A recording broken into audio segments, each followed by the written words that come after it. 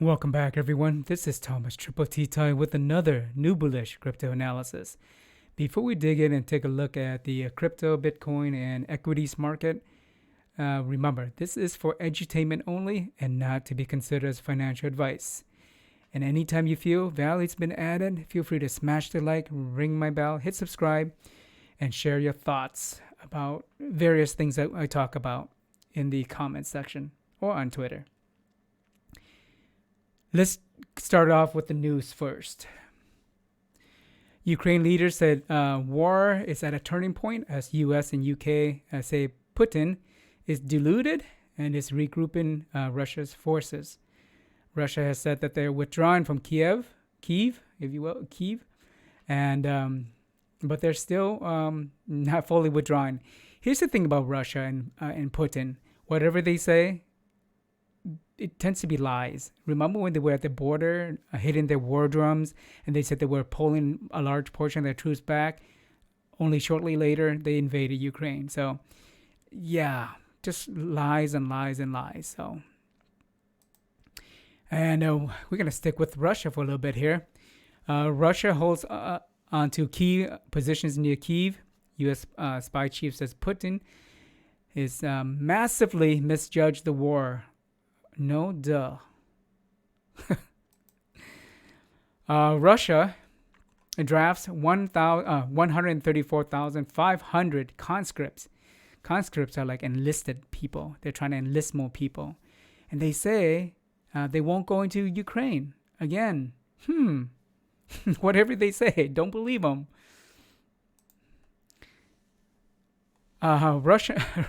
Ukraine says most Russian forces have left Chernobyl nuclear plant, citing radiation concerns. Like, okay, well, first of all, why did Russia go there in the first place? That place is still highly radioactive.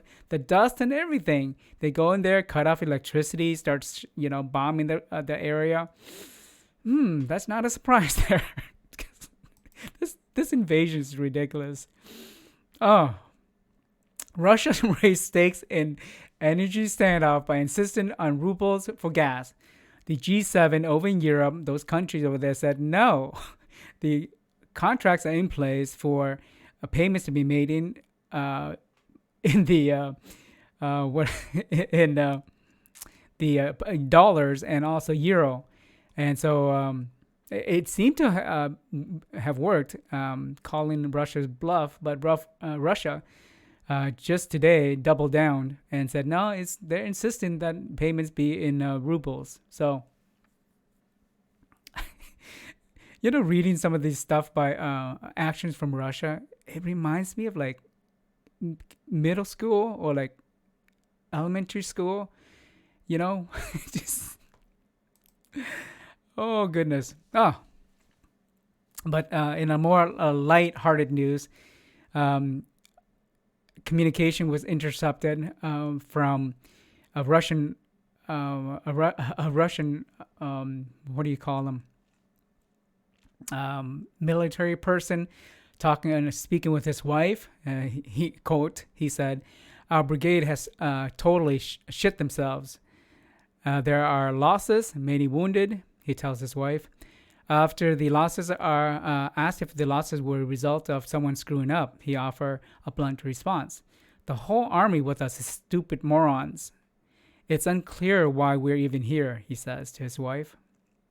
I think that pretty much sums up the invasion of Ukraine by Russia. And a bit of relief for the invasion. Ukraine sends buses to Mariupol in an effort to rescue people there, a lot of civilians there. So hopefully that peaceful corridor is going to stay in place to evacuate those civilians. In the market news, mortgage rates climbed to above 4.6% in the U.S. That's very, very high. So there's dwindling supply in the market for housing, and so this is going to hurt people who are trying to find homes, and also it's gonna put pressure on renters as mortgage rates go up, home prices go up, rent will go up as well. So it's gonna be tough out there. And housing is one of the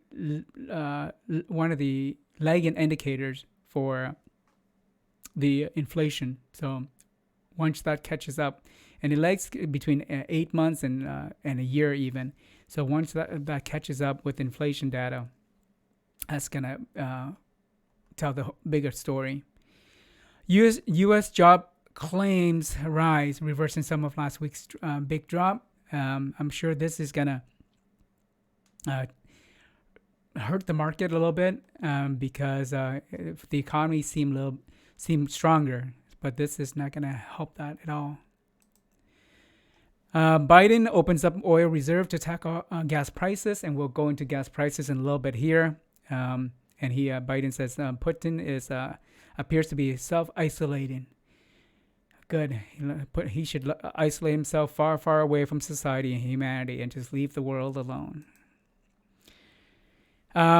More inflation news. The Fed's preferred inflation gauge rose 5.4% in March, the highest since 1983. And that's from the Core Personal Consumption Expenditure, or PCE index. And that's 5.4 is a lot. That's I think that's gonna put additional pressure on the Feds in the upcoming months to be more hawkish and probably go with that 50 basis point increase for a couple months in a row. And that is the news. Let's dive into the chart. I showed this earlier, but this is an updated screen grab here. Thanks to CoinMarketCap. Bitcoin 45.9K. It's down 3.14%. Dominance 41.76. Ethereum 3.3K. Dominance 18.96. And pretty red throughout. Luna's down at 103.78. ADA $1.15. So yeah, pretty red blood day for crypto market. In the U.S. equities market, it's pretty muted. Muted reds and muted greens here. Technology sector, which is heavily correlated with the crypto market. It's predominantly muted red, some muted greens here. Nvidia. Over in communication services, again, muted red. Consumer silico, muted red. Over some brighter reds here. We got Baba, HD, Home Depot, low. Yeah, so pretty red in the consumer silico. Consumer defensive, muted greens here. Financials, putting some reds and muted red here. BAC's down negative 2.83. JP Morgan, negative 1.95. Wells Fargo, negative 2.23. Financial banks diverse are pretty red, but the rest pretty muted. Healthcare, muted green, some muted red. Industrials, muted reds, some greens here. Real estate, muted, pretty muted, some greens. AMT's up 1.10. Energy sector, kind of muted. Some bright reds there. PTR, negative 4.17. Basic material, pretty muted. Greens, reds. Utilities, somewhat green, but muted green. Overall, what does it say? It's pretty muted. It's reddish. Some muted greens.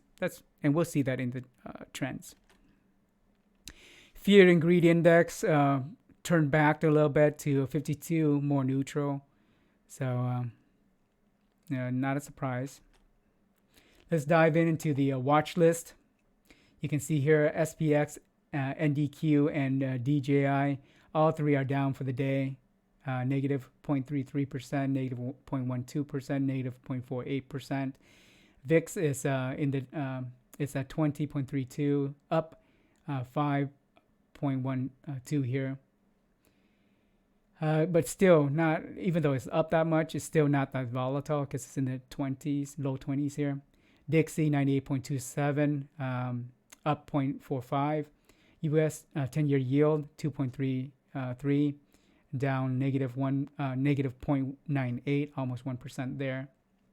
US oil hanging around 100.84. That's down negative 6 and 0.16.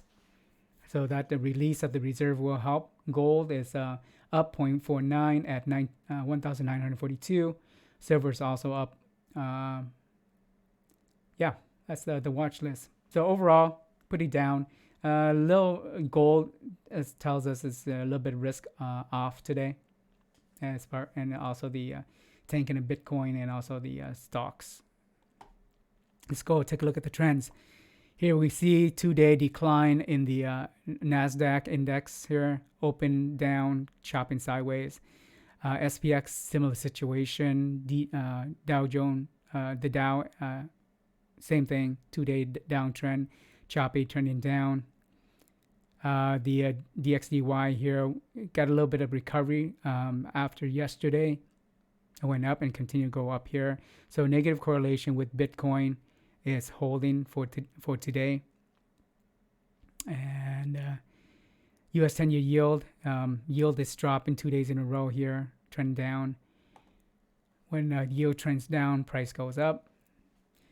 Let's go over to the European market here. UK 100, big drop since yesterday. And start of market opening in the US today. Similar situation with the DAX from Germany, basically 2-day drop here. CAC from France, 2-day drop.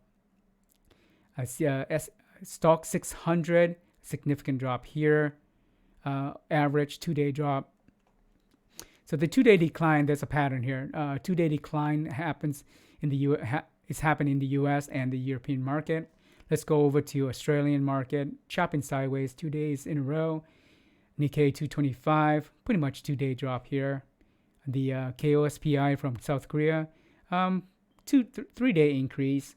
So that's different. The Hang Seng HSI, pretty much 2-day increase back here and then a day drop here. So on average, they're still trending slightly up here.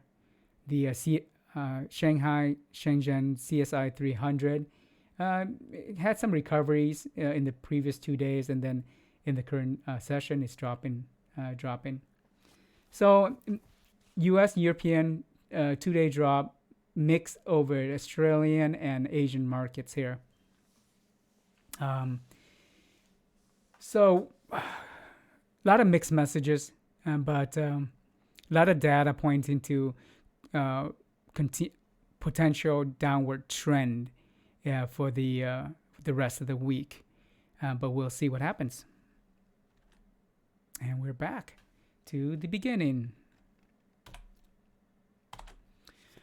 I appreciate your time. Expect some more downward pressure, but also mixed messages from the Asian Australian market, but downward pressure in the U.S. and European market. And that's it. I have one more video to do on Ethereum later today for the weekly charting and analysis. I appreciate your time. Feel free to smash the like, ring my bell, hit subscribe if you haven't, and share your thoughts in the comment section. Take care. Peace.